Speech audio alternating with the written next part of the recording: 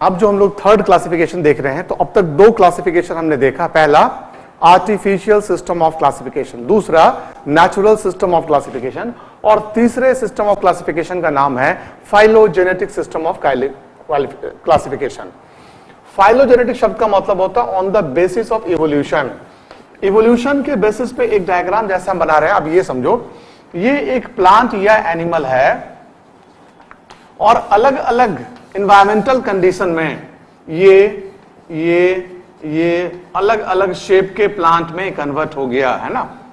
तो environmental condition अलग अलग मिला और इसका शेप बदलता चला गया। अब इन पांचों प्लांट को हम लोग स्टडी कर रहे हैं, तो क्या पाएंगे, इन पांचों में अगर हम लोग अभी इसको देखेंगे तो कोई सिमिलरिटीज हम लोगों की मॉर्फोलॉजिकली नहीं मिल रही है। लेकिन प्रैक्टिकली क्या था, सच्चाई क्या थी कि सभी के एंसेस्टर कॉमन थे, सभी एक कॉमन एंसेस्टर से डेवलप हुआ। लेकिन इवोल्यूशन में एनवायरमेंटल कंडीशन डिफरेंट हो जाने के चलते इनके मॉर्फोलॉजी में चेंजेस आ गया। इसका मतलब रियल मानों में ये पांचों आपस में को रिलेटेड हैं, है कि नहीं है बच्चों? ये पांचों के एंसेस्टर क्या हैं, कॉमन हैं। तो अगर हम लोग नॉर्मल क्लासिफिकेशन की बात करें, इसको नहीं कंसीडर करेंगे, तो नॉर्मल क्लासिफिकेशन में on the basis of morphological character इनको हम लोग अलग कर देंगे और कहेंगे पांचों पांच डिफरेंट तरह के प्लांट हैं। लेकिन अगर हम लोग इसके ओरिजिन को ध्यान में रखते हुए, इवोल्यूशन को ध्यान में रखते हुए, किस प्लांट से इसका ओरिजिन हुआ, इवोल्यूशन हुआ, अगर वो कॉमन है तो कहेंगे they develop from A common ancestor, यही ना कहेंगे हम लोग। और जब ये कॉमन एंसेस्टर से डेवलप हो रहे होंगे तो ये सब में कोई ना कोई सिमिलरिटीज होगी, है ना। तो ये जो सिस्टम ऑफ क्लासिफिकेशन कहलाएगा, इसको कहेंगे फाइलोजेनेटिक सिस्टम ऑफ क्लासिफिकेशन। तो ये जो टर्म आया है ये on the basis of evolution, क्योंकि जेनेटिकली ये अपने पेरेंट के कैरेक्टर को जरूर कैरी कर रहे होंगे। ये एक्स नाम का कैरेक्टर सब में पाया जा रहा है। एक कंसीडर करें, किसी एक कैरेक्टर को एक्स वाई जेड नाम दे दिए, इसका मतलब क्या हुआ, ये क्लासिफिकेशन का बेसिस क्या है, इवोल्यूशनरी रिलेशनशिप है बिटवीन वेरियस ऑर्गेनिज्म, है ना। ये डिफरेंट ऑर्गेनिज्म बना दिए हैं, इनके बीच में इवोल्यूशनरी सिग्निफिकेंस है। और कई बार तो प्लांट्स में फॉसिल्स पाया जाता है ना, और उसी से पता चलता है। तो ये फॉसिल्स एल्यूसिडेशन ऑफ इवोल्यूशनरी रिलेशनशिप में बहुत प्रकाश डालते हैं, है ना। एल्यूसिडेशन करते हैं, उन चीजों को बहुत डेवलप करके बताने का प्रयास करते हैं, समझाते हैं। किससे? तो फॉसिल से। तो कई बार फॉसिल्स का जो रिकॉर्ड होता है ये बहुत ही इंपॉर्टेंट होता है। और ये फॉसिल्स अल्टीमेटली किसमें हेल्प करते हैं, फाइलोजेनेटिक सिस्टम ऑफ क्लासिफिकेशन को समझाने में हेल्प करते हैं, जिसको हम लोग क्या कह देंगे, फाइलोजेनेटिक सिस्टम का मतलब यहां पे हो गया इवोल्यूशन को समझाने में फॉसिल्स का बहुत बड़ा रोल होता है। कई फॉसिल्स हम लोगों ने देखा होगा, आर्क्योप्टेरिस फॉसिल्स हमने देखा है ना। उसी तरह से डायनासोर के फॉसिल्स का पता चला।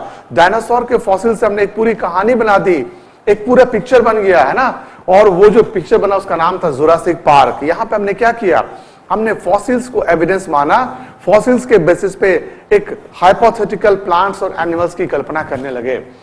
तो इसका मतलब वो जो फॉसिल्स होता है ना, वो एक एविडेंस होता है, इवोल्यूशन का एक बहुत बड़ा एविडेंस होता है। उसी से करेक्ट करके हम लोग प्लांट के इवोल्यूशन को रिकॉर्ड कर सकते हैं।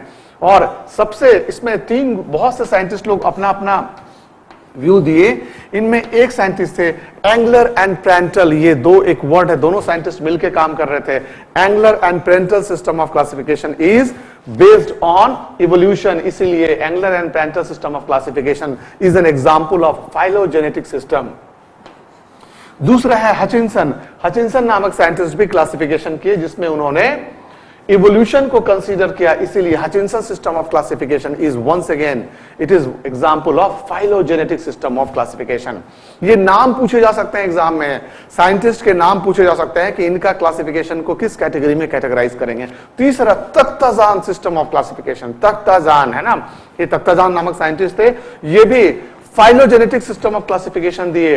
ये भी जो क्लासिफिकेशन दिए उसका बेसिस क्या था, उसका बेसिस था इवोल्यूशन।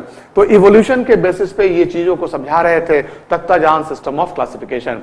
तो ये जो क्लासिफिकेशन था जिन क्लासिफिकेशन में जो भी साइंटिस्ट काम कर रहे हो, आज मेरा मन करे, तुम्हारा मन करे कि हम कुछ प्लांट्स को क्लासिफाई करेंगे, लेकिन क्लासिफिकेशन में किसको कंसीडर करेंगे? उसके इवोल्यूशन को, सीक्वेंस को देखेंगे, कैसे इस प्लांट्स का इवोल्यूशन हुआ इसको देखेंगे। तो इवोल्यूशन के बेसिस पे अगर हम और आप भी कोई क्लासिफिकेशन करेंगे तो उसको हम लोग नाम देंगे फाइलोजेनेटिक सिस्टम ऑफ क्लासिफिकेशन। तो ये क्लासिफिकेशन की 3 ब्रॉड कैटेगरीज को हमने देखा। पहला हमने देखा आर्टिफिशियल सिस्टम ऑफ क्लासिफिकेशन, दूसरा हमने देखा नेचुरल सिस्टम ऑफ क्लासिफिकेशन, और तीसरा देखा फाइलोजेनेटिक सिस्टम ऑफ क्लासिफिकेशन। पहले में हमने वन और फ्यू कैरेक्टर को कंसीडर किया और क्लासिफिकेशन किया। नेचुरली ये परफेक्ट सिस्टम ऑफ क्लासिफिकेशन नहीं रहा होगा, इसमें एरर आया।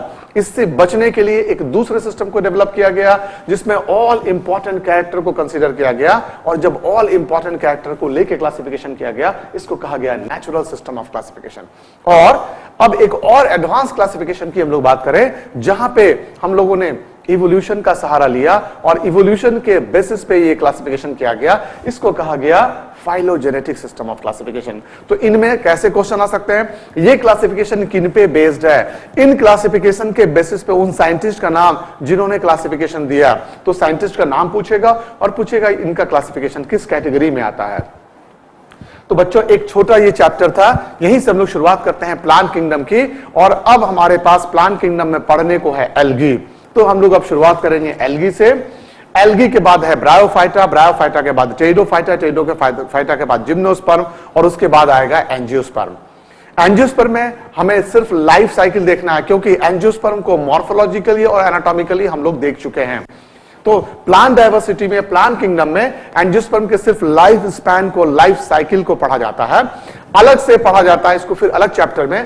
जैसे ही हम लोग कहते हैं एंजियोस्पर्म में मॉर्फोलॉजी, तो अब एंजियोस्पर्म के मॉर्फोलॉजी को अलग से पढ़े हम लोग, एनाटॉमी ऑफ एंजियोस्पर्म इसको अलग से पढ़े, तो सिर्फ लाइफ साइकिल पे कंसंट्रेट करते हैं। तो हम लोग अब शुरुआत कर रहे हैं प्लांट किंगडम में, एल्गी से इसकी शुरुआत होगी, और ये पहला चैप्टर होगा एल्गी।